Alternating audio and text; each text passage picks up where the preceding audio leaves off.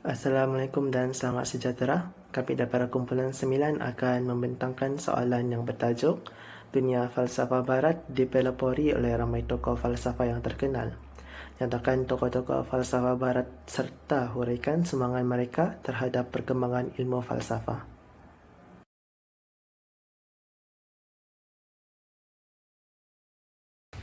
Baik, yang pertama sekali ialah pengenalan. Falsafah ialah satu bidang ilmu yang mengkaji persoalan paling asas dalam kehidupan manusia seperti makna, kewujudan, nilai akal dan kebenaran. Ia bukan sekadar menerima sesuatu secara membuta tuli, tetapi menuntut kita untuk berfikir secara mendalam, bertanyakan soalan, mencari sebab serta makna di sebalik sesuatu perkara.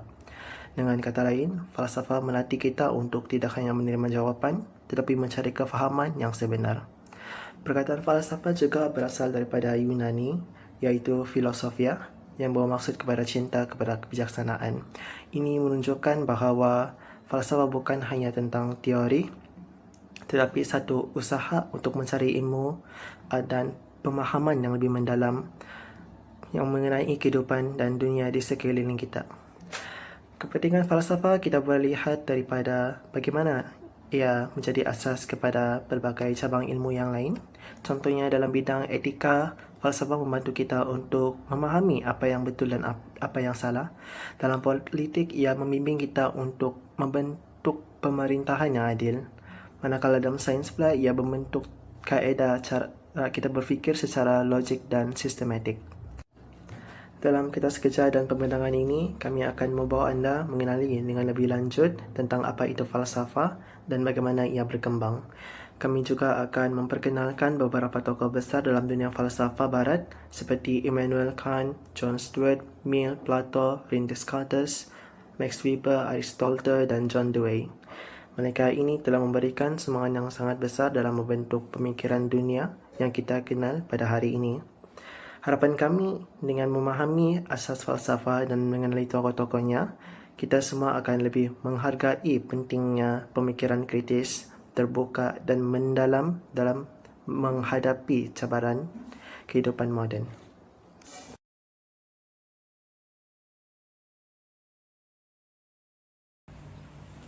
Pengenalan mengenai John Stuart Mill ialah tokoh falsafah barat yang terkenal dalam bidang etika, politik, ekonomi, teori sosial dan psikologi. Dipengaruhi oleh Jeremy Bentham dan gerakan Enlightenment, penekanan terhadap kebebasan dan individu dan kemajuan moral serta intelektual. Antara sumbangan beliau ialah militarisme dan etika kebahagiaan.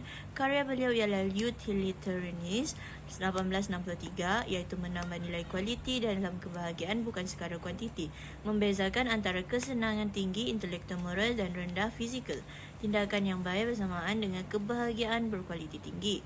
Seterusnya, sumbangan beliau ialah Pemikiran Sejarah dan Kemajuan Manusia. Karya beliau ialah A System of Logic 1843. Sejarah dilihat sebagai satu proses rasional dan saintifik. Kemajuan bukan hanya teknologi tetapi juga moral dan intelektual. Yang ketiga ialah Kebebasan Individu dalam On Liberty. Karya ialah On Liberty 1859. Prinsipal kebebasan hanya boleh disekat jika memudaratkan orang lain. Penentangan terhadap tyranny of the majority, menekankan hak bersuara dan kebebasan bertindak. Akhir sekali ialah kritikan terhadap Bentham. Bentham terlalu fokus kepada aspek psikologi dan materialisme. John Stuart Mill menekankan kepentingan konteks sosial dan budaya, tolak pandangan deterministik iaitu manusia masih ada kebebasan memilih. Terima kasih.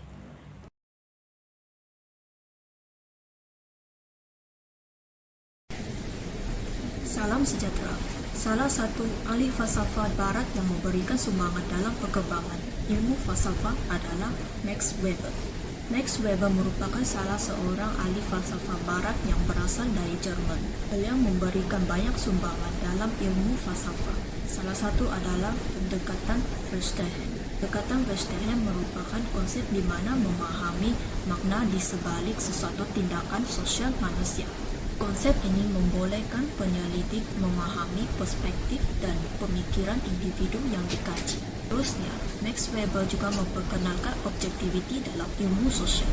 Objektiviti merupakan usaha untuk mencapai pemahaman yang tidak dipengaruhi oleh nilai peribadi dan kepercayaan. Salah satu aspeknya yaitu konsep bebas nilai, menggalakkan penyelidik untuk memisahkan nilai peribadi daripada analisis ilmiah. Max Weber juga memperkenalkan etika, kepercayaan dan tanggungjawab kerana ia penting dalam memahami etika politik dan moral pemimpin. Weber menegaskan bahawa kita tidak perlu memilih satu dan menolak yang lain, tetapi mengesahkan bahawa kita perlu mengimbangkan kepercayaan moral dan tanggungjawab terhadap pembuatan keputusan, terutamanya dalam bidang politik. Sumbangan Max Weber yang seterusnya ialah rasionalisasi. Rasionalisasi boleh dilihat dari segi pemerintahan, iaitu pemerintahan tradisional digantikan oleh sistem birokrasi yang moden berasaskan prosedur dan pembagian tugas yang dapat memudahkan tadbir urus yang berkesan. Namun, rasionalisasi juga memberi kesan buruk. Salah satu ialah pengenalan istilah kandang besi.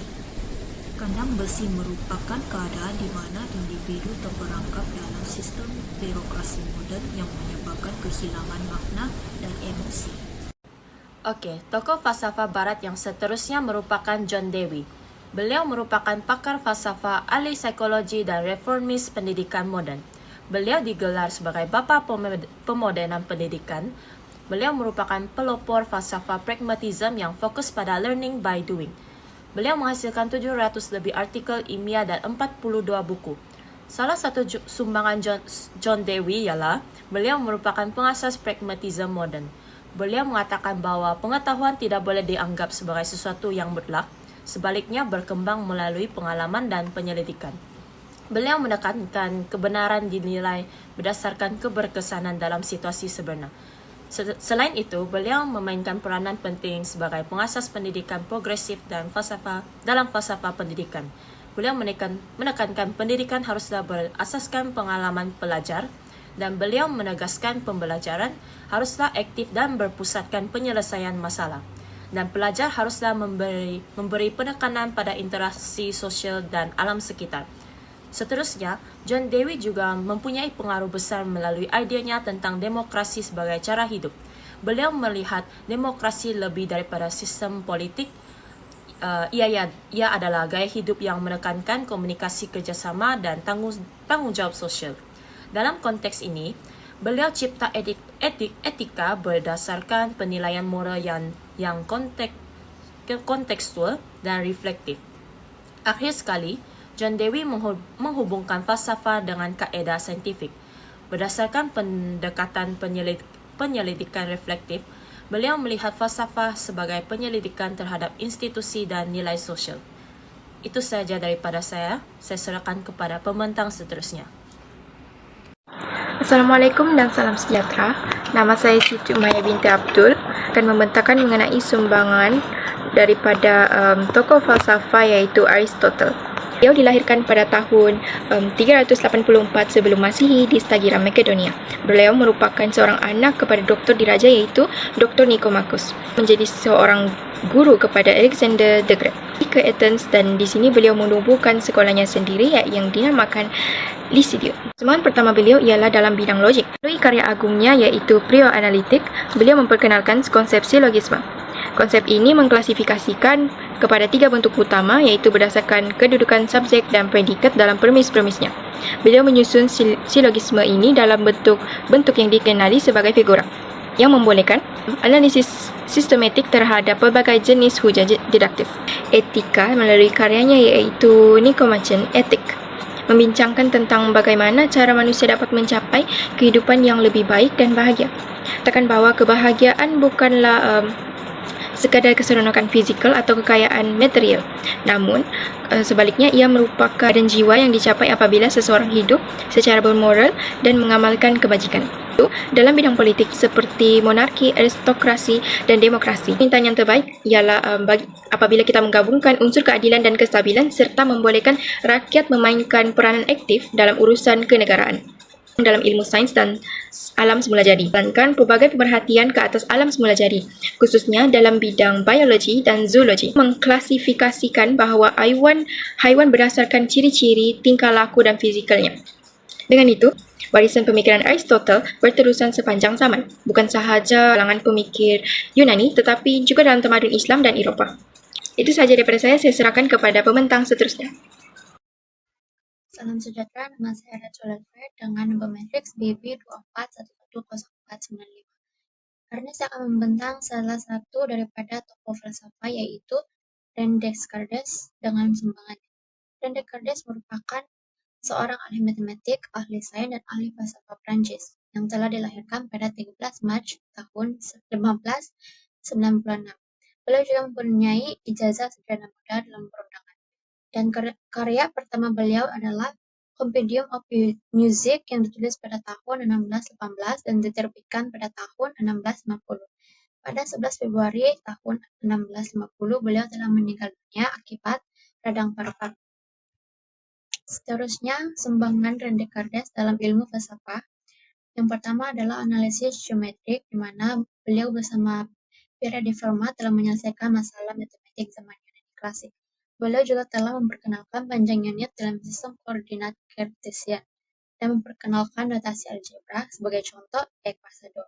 Seterusnya adalah logogeometri, di mana logogeometri boleh diselesaikan dengan pasangan garis lurus yang diterbitkan oleh beliau. Beliau juga menyadari bahwa lengkungan seperti tangent dan luas boleh diselesaikan dengan persamaan matematik beliau. Yang ketiga adalah metode keraguan, di mana ia bertujuan untuk menghapus kepercayaan yang boleh diragui. Ia mempunyai 3 kaidah. Yang pertama adalah keraguan terhadap daria, yang kedua keraguan terhadap reality, yang ketiga adalah keraguan terhadap matematik dan logik.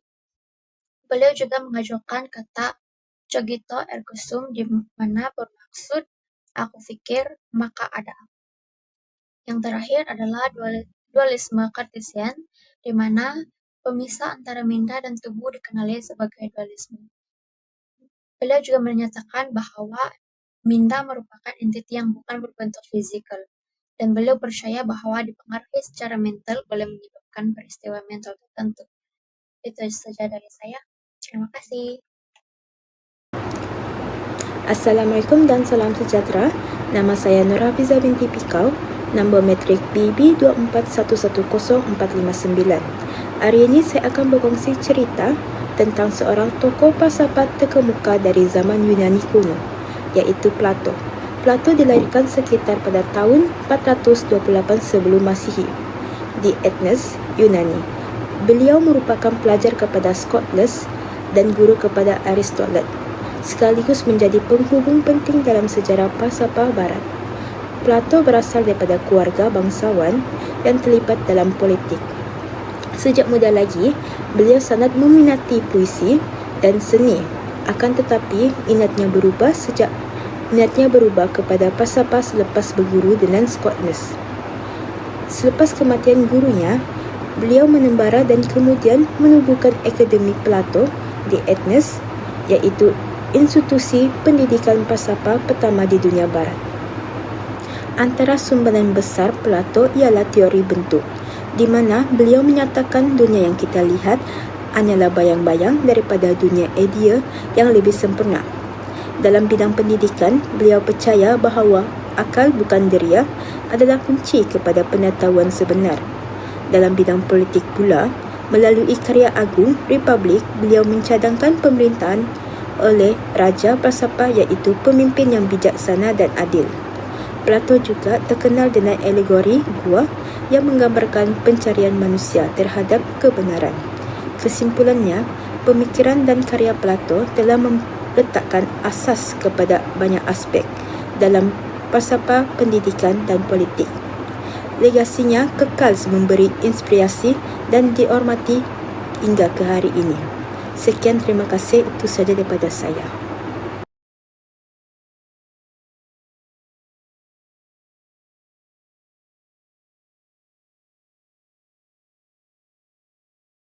Hari ini saya ingin berkongsi tentang seorang tokoh falsafah yang sangat berpengaruh dalam sejarah pemikiran barat, iaitu Immanuel Kant. Beliau dilahirkan pada tahun 1724 di Kaliningrad di Rusia. Kant dikenali sebagai pelopor falsafah moden dan banyak menyumbang dalam bidang epistemologi dan etika. Salah satu sumbangan terbesarnya ialah pengenalan kepada konsep idealisme transcendental. Menurut Kant, pengetahuan manusia tidak hanya datang daripada pengalaman real, tetapi juga dipengaruhi oleh cara minda kita menyusun maklumat melalui ruang dan masa. Ini bermakna apa yang kita faham tentang dunia sebenarnya telah disaring oleh struktur pemikiran kita sendiri. Dalam bidang etika pula, Kant memperkenalkan prinsip imperatif kategoris, iaitu satu panduan moral yang menyatakan bahawa seseorang hanya patut melakukan sesuatu tindakan jika dia sanggup tindakan itu dijadikan hukum sejagat.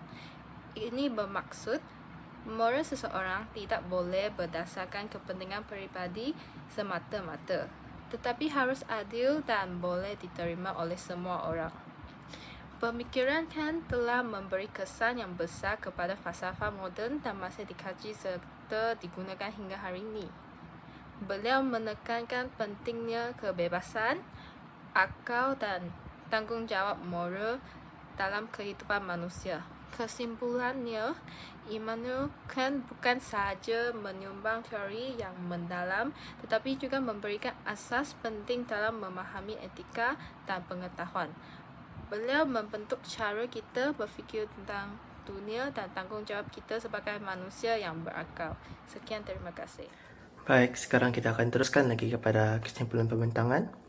Dunia falsafah bukan sekadar tentang teori yang rumit, tetapi sebenarnya sangat dekat dalam kehidupan kita, yang membantu kita untuk berfikir dengan lebih mendalam, memahami kenapa kita wujud dan mencari nilai serta kebenaran tentang dalam kehidupan harian. Falsafah juga telah menjadi tunjang kepada pelbagai bidang ilmu yang kita pelajari pada hari ini, daripada sains dan politik hingga ke etika dan pendidikan. Hari ini, falsafah masih lagi penting. Ia mengajarkan kita tentang untuk menilai sesuatu dengan lebih kritikal, berprinsip dan menggunakan akal dengan lebih baik. Tokoh-tokoh falsafah seperti Kant, Mill, Plato, Descartes, Weber, Aristotle dan Dewey telah menyumbangkan pemikiran yang membentuk dunia moden, termasuk idea tentang hak asasi, moral, kebebasan pendidikan dan masyarakat. Mereka bukan sekadar tokoh sejarah, tetapi pemikir yang membina asas cara kita berfikir pada hari ini. Semoga mereka kekal relevan dan terus memberi inspirasi kepada kita untuk menjadi manusia yang lebih bijak, adil dan berfikir jauh ke hadapan. Secara ringkasnya, falsafah bukan sekadar ilmu yang untuk difahami. Ia adalah cara kita melihat dunia dan membuat keputusan dalam hidup. Dan melalui pemikiran tokoh-tokoh inilah tamadun manusia terus berkembang dengan lebih bermakna.